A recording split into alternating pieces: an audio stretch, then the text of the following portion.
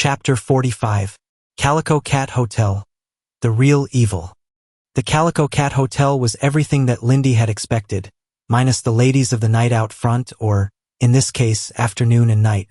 It was far too early to be plying their trade. The hotel was an old brick 4-story structure. The double-decker sign out front jutting out from the 3rd and 4th floors was severely faded. On the bottom sign, hotel was in large letters and Calico Cat in small letters. Sitting atop that sign was a vertical sign with a cartoon cat that was reminiscent of the Pink Panther. As if it was hiding something licentious, the cat was winking, permanently. It was still dark when Detective Martin pulled into the small alley that led to the parking area. She bumped her way down the alley of broken, cracked, and potholed asphalt. Other than Skinner's car, there were no other cars in the parking lot. Skinner was in the driver's seat, head tilted back, eyes closed, and mouth breathing. No light was on at the manager's office on the 1st floor. The only light Martin saw on was at the reception desk. Detective Martin quietly walked through the reception area, found room 7, and knocked on the door. It slowly slid open. The idiot didn't even close the door completely. God, I swear this woman was born without a brain. She cautiously pushed it further. Sitting on the edge of the bed with her arms wrapped around herself was a bleary-eyed Ashley with a raccoon mask of smeared makeup. She had pulled the bedspread over her shoulders but was still shivering fiercely.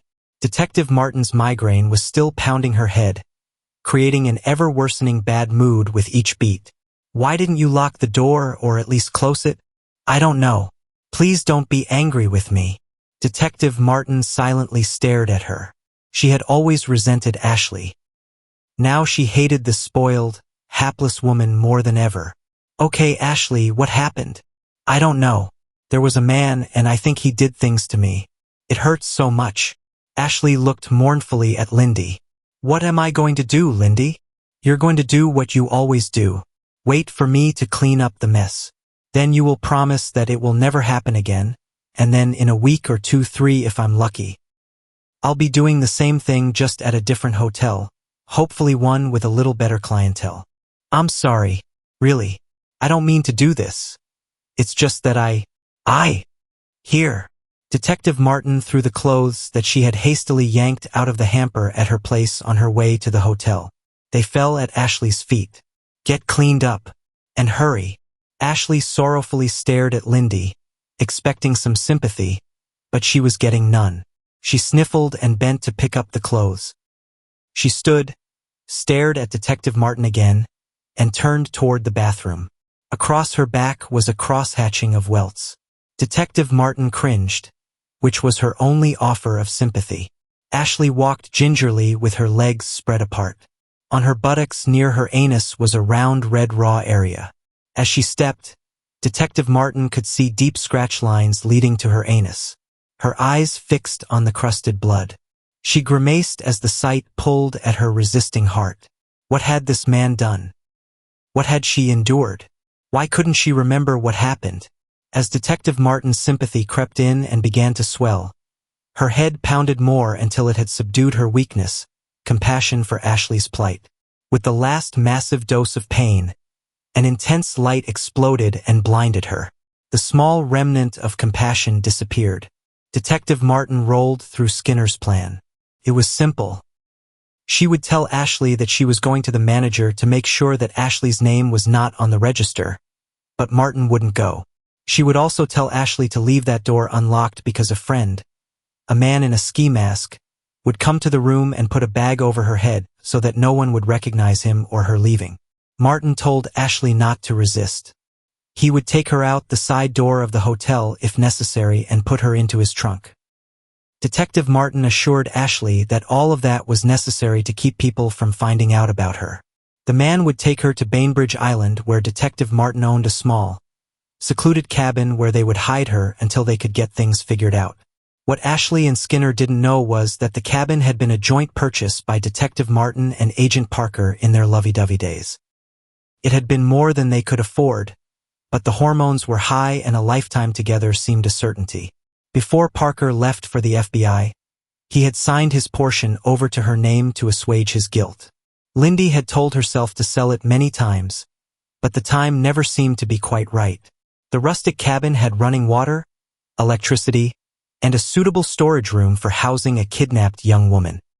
It was surrounded by a large wooded area nearby, which would keep any activity hidden. Everything went as planned, except it didn't work out the way Ashley expected. In an hour and 15 minutes, Ashley was gagged and tied to a chair in the center of the cabin's storage room. She wailed and cried a lot, and Skinner grinned, smiled, and even chuckled as her gag muffled her terror.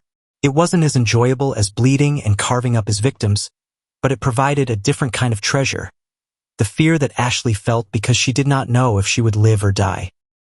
He savored teasing her terror and dragging her emotions up and down. She was horrified nearly to the point of insanity. He relished every minute of her distress. Detective Martin had stood in the reception area of the Calico Cat Hotel closest to the manager's office to make sure that no one unexpectedly showed up. She had carefully watched the abduction to make sure that everything had gone as planned. It had. After Skinner was well on his way to Bainbridge Island, she headed to the manager's office. She woke him. She flashed her badge and asked if he had seen the woman in room 7 because the woman was in trouble and had called her but was not answering the door. The bald manager with the 3-day beard replied that the last guest was a man. Martin asked the name of the man who had registered. He curled a smirk from the corner of his mouth and mumbled, "I wouldn't know." Then he sneered an "I don't give a shit" expression at her. That did the trick. Martin revved up her fake panic mode and began Act 1 Scene 1 of "Oh my God. Whatever happened to Ashley?"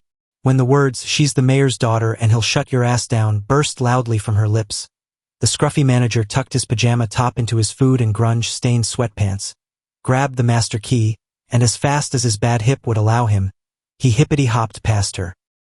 Following closely behind him came a vapor trail of week-old cabbage and Vicks Vapor Rub. At the room, he opened the door, stepped inside, and gasped. He spun back towards Martin and met her fake anxiety with his real, stunned, wide-eyed expression. Then, for his benefit, she gave a splendid performance. The startled look, the quivering lip, the shaking voice, and the flitting, expressive hands were magnificent, although they verged on the subtlety of a silent movie. Nonetheless, the manager bought the act. He would help sell the charade. A squad car would be arriving soon, and Martin was faced with a tough decision. At least tough for her because it needed to be born from compassion for and not anger at Ashley, who thought of Martin as a friend. However, while Martin saw Ashley as a burden, she would need to come across as Ashley's friend or at the very least a concerned guardian. After all, it was the mayor's daughter, and Martin needed to show more emotion than just her usual "Gee whiz, I'm sorry."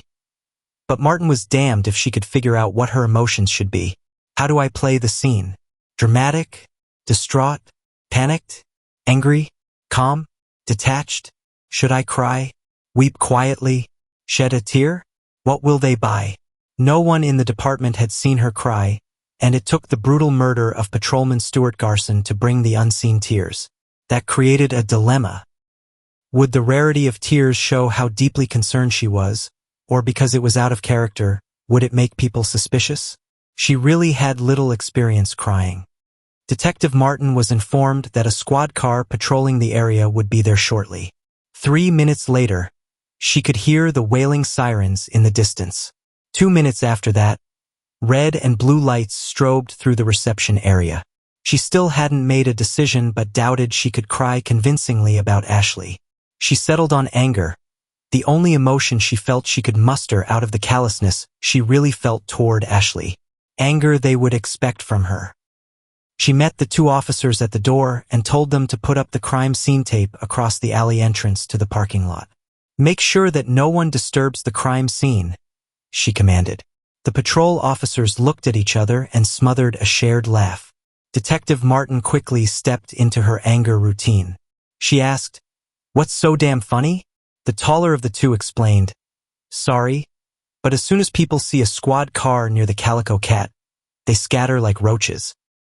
Martin threw a harsh stare at them and barked, "Just do what you're told. Now go to each of the rooms and get statements from the guests." They dutifully knocked on every door.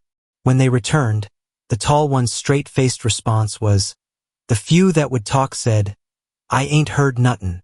"Nothing?" "No, nothin'," he smirked. The other officer crushed a laugh and said, "That's what they said. There aren't very many people here, and they weren't very happy being awakened this early."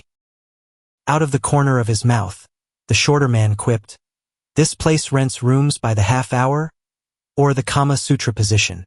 Both officers smiled again, and Detective Martin snarled again and disparagingly said, "Listen, giggle twins, just protect the crime scene." With a wave of her hand, she exiled them to traffic control of the parking lot and the front of the building. A few minutes later, Melinda and the crime scene team staggered into the room with coffee and yawns. Martin had settled her but firmly on the combo wall heater and air conditioner near the door when Melinda walked up next to her shoulder. She commented lightheartedly, "Looks like Lindy has found herself another pile of crap to step in. Weren't Spooky and his body carvings enough for you?" Martin stared straight ahead and childishly folded her arms across her chest and settled into her anger plan. "I'm in no mood for any of your sarcasm," she snarled, and then punctuated the surliness with the nickname Melinda detested the most, "Mel." Melinda responded less surly but firmly, "Detective Martin, you're contaminating my crime scene."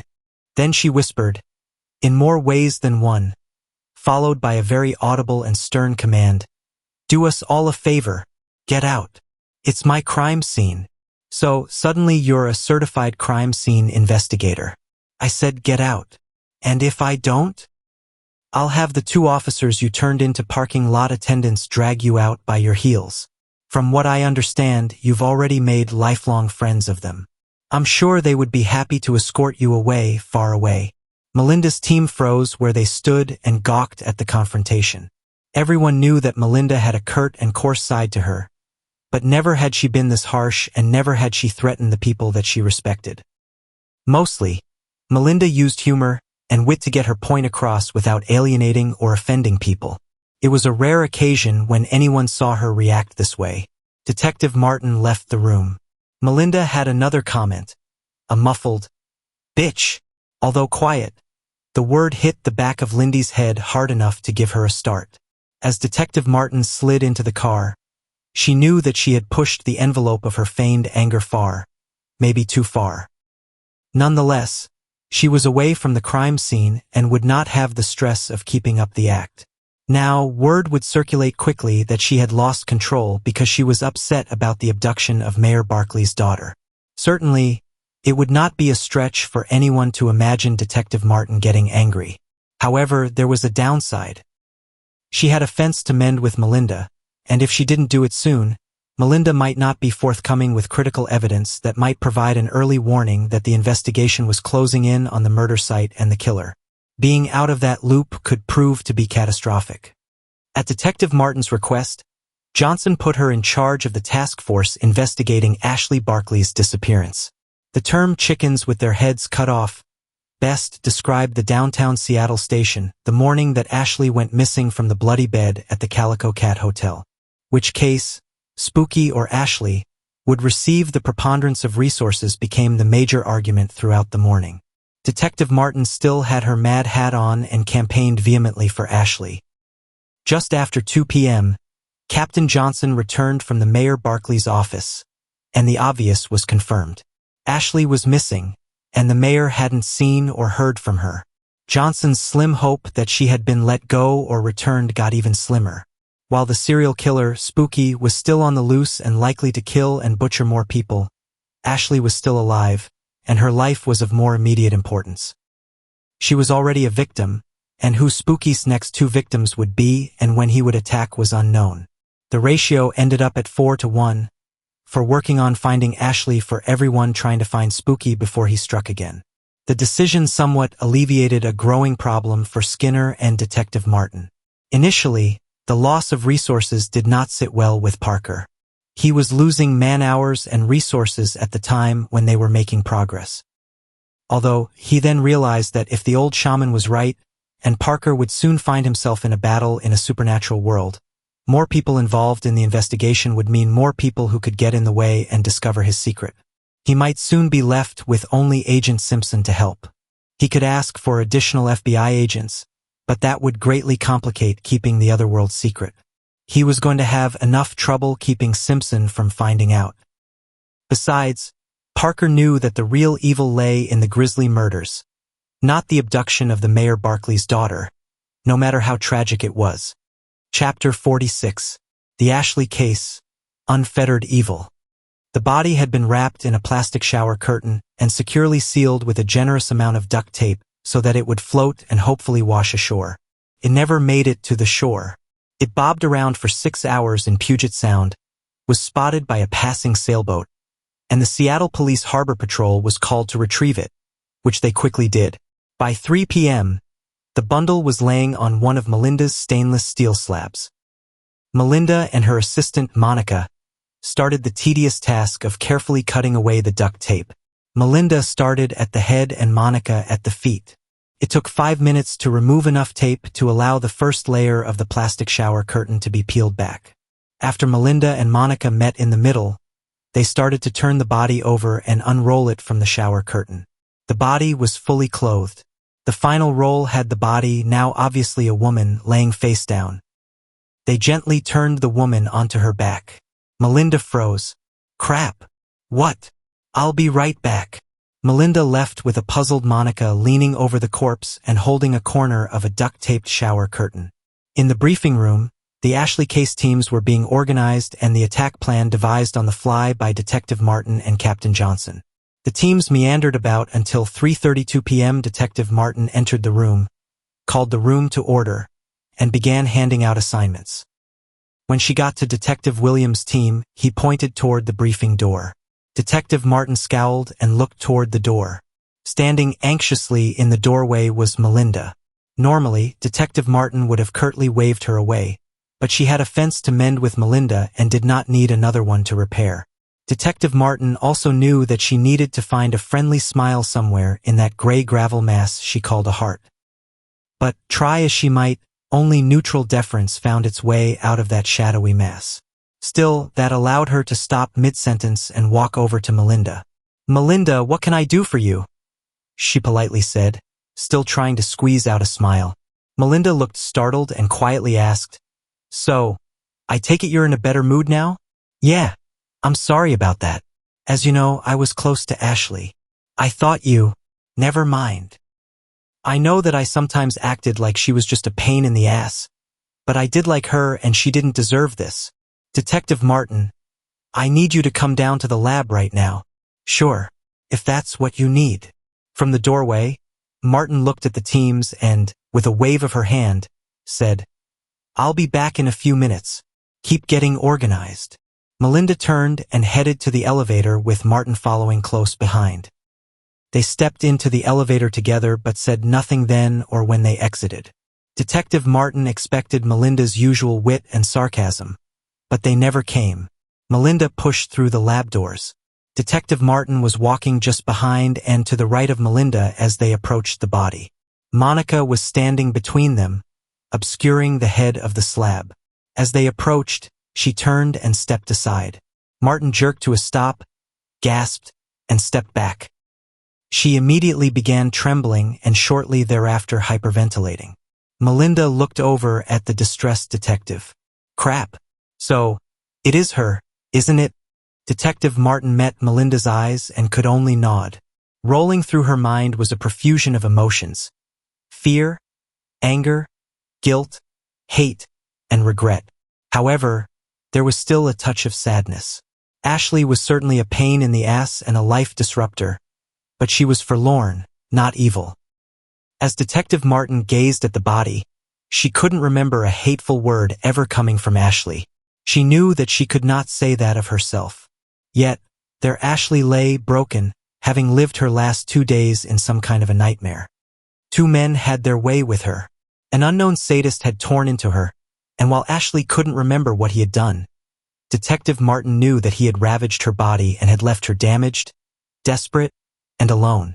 And what had Detective Martin done? Come to her rescue? Not at all. She had brought in a second sadist to visit Ashley with additional terror and then death. What Skinner had done prior to killing her, Detective Martin didn't know, but she knew of what he was capable.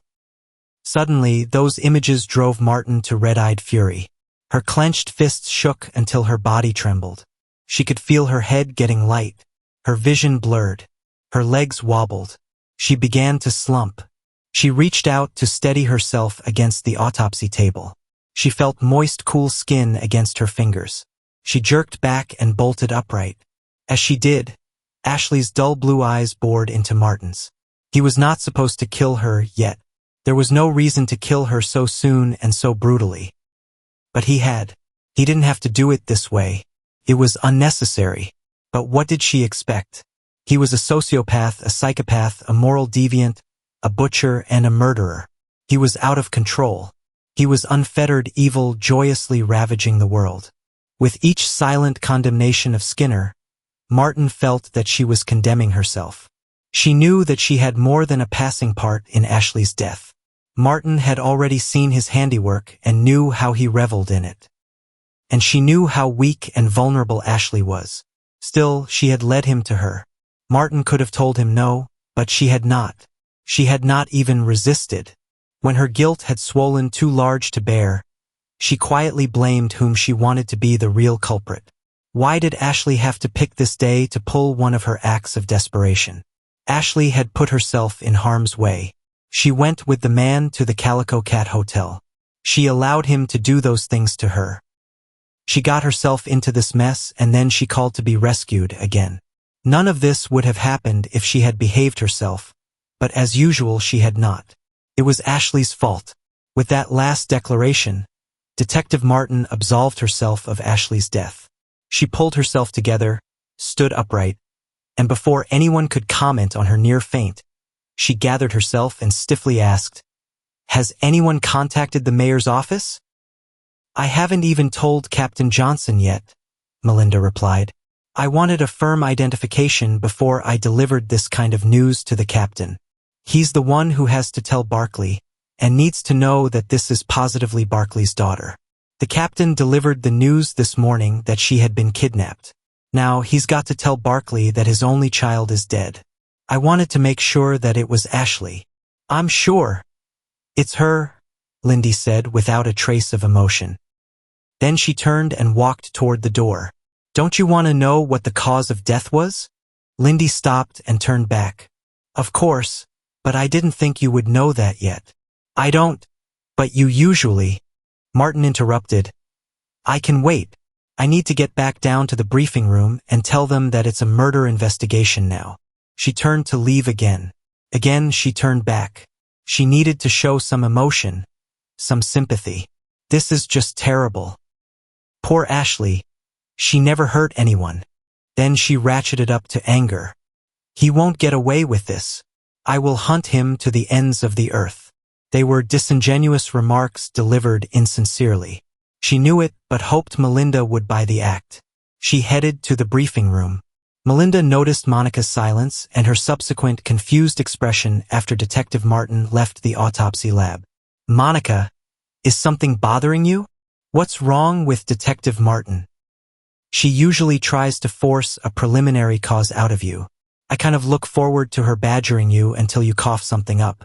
But this time, even though it's a high-profile murder, she doesn't even press. Do you think it was because she was shocked that it was Ashley?" "She was shocked, all right. She damn near fainted. Then she got weird again like she did when we discovered that Mount St. Helens might be the murder site. She wasn't handling the spooky murders very well, and now she's got the murder of Ashley to deal with. It might just be too much for her. Do you think she knows she's overwhelmed? Knows it or would admit it? She'd never admit it even if she knew it. But two high-profile cases coupled with the return of Parker, her former lover. She just might be heading over the falls. So what should we do? Wait and scoop her up at the bottom, I suppose. Not much else we can do. We just have to let it play out. She's been resistant to any kind of help since I've known her. Now, let's get to work and see what Ashley can tell us about her killer." Parker, Simpson, and Wright were in Captain Johnson's office when the call came from Melinda. Among Johnson's responses were, "Are you sure? Shit. God damn it. This is going to kill him. Some son of a bitch is going to wish he were dead before we're done with him. When Johnson set the phone down, he stared directly at Parker. A body was fished out of the water in Puget Sound. It is Ashley Barkley. Does Detective Martin know? Parker asked. Yes, she identified the body. Detective Martin is not going to take this well. Wright quipped. The mayor's going to be a bit irritated too.